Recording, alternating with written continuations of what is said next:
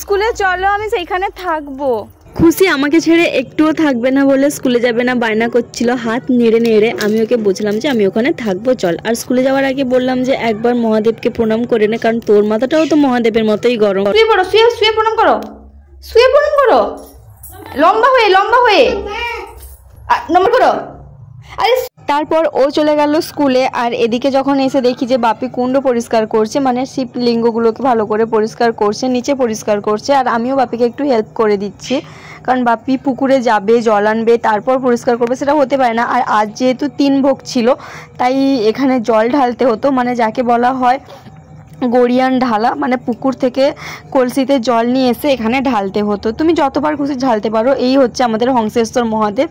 তো বাপি এদিকে কুণ্ড পরিষ্কার করতে করতে আমি চলে যাব এখন বেলপাতা আর একটু ফুল তুলতে। ফুল এমনিতেও তোলা আছে, বাট কয়েকটা লাল ফুল তুলবো সব ঠাকুরকে পরানোর জন্য, শিব ঠাকুর, দুর্গা ঠাকুর, তার সাথে বেলপাতা তো আছেই। তারপর এসে আমি এখন মন্দিরের ভেতরটা ভালো করে মুছে দেবো। বাপি এমনিতেই পরিষ্কার করে গেছে, আর বাপি না 3-4 বার কারেন্ট শট হওয়ার পরে আর বসে উঠতে পারে না, কষ্ট হয়, তাই আমি বাপিকে একটু হেল্প করে দিই, আমার নিজেরও খুব ভালো লাগে। 3 ভোগ, 5 ভোগ, 7 ভোগ, 9 ভোগ, আমাদের টোটাল 9টা ভোগ হয়। তো তার মধ্যে এই ভোগগুলোতে গড়িয়ান ঢালা হয়। আমাদের হংসেশ্বর মহাদেবকে নিয়ে টোটাল 5 জন 3 বার করে ঢালি, টোটাল 15 কলসি জল।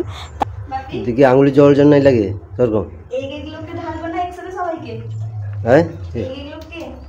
হ্যাঁ, তার ওপর তো নিজের হাজব্যান্ডের নামে আছে, তারপর আমার খুশির নামে, আমার মুনুর নামে, এদের নামেও আমি জল ঢেলেছি। আমার ভালো লেগেছিল, একটুও কষ্ট হয়নি।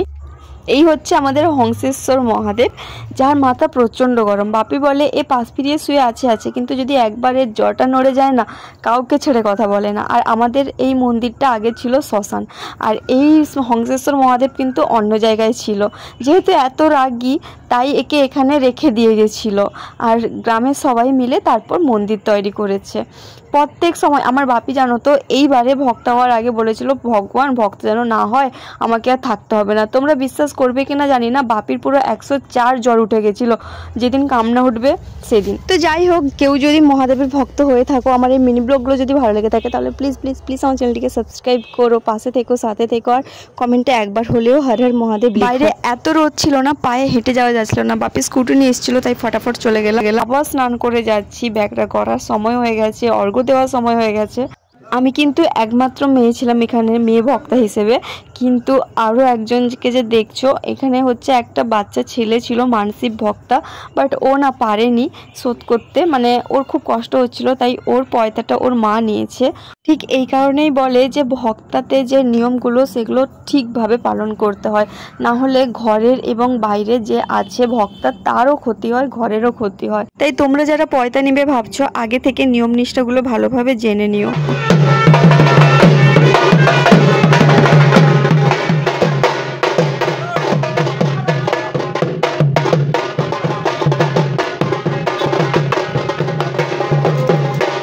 মহাদেবের পুজোর যেরকম অনেক নিয়মাবলী আছে, সেরকম মহাদেবের অনেক লীলারও আছে। মহাদেবের তো রাগের কথা কে না জানি, একবার যখন মহাদেবের জ্বরটা নড়ে যায়, তখন তাকে ঠান্ডা করার শ্রাদ্ধি আর কারোর থাকে না, তাই বাবার মাথা সবসময় ঠান্ডা রাখতে হয়।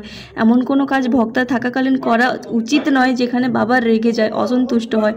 পরের একটা কোনো ব্লগে আমি তোমাদেরকে বাবার একটা কাহিনী শোনাবো, যেটা আমার বাপির সাথেও ঘটে গেছে এই 2024 সাল।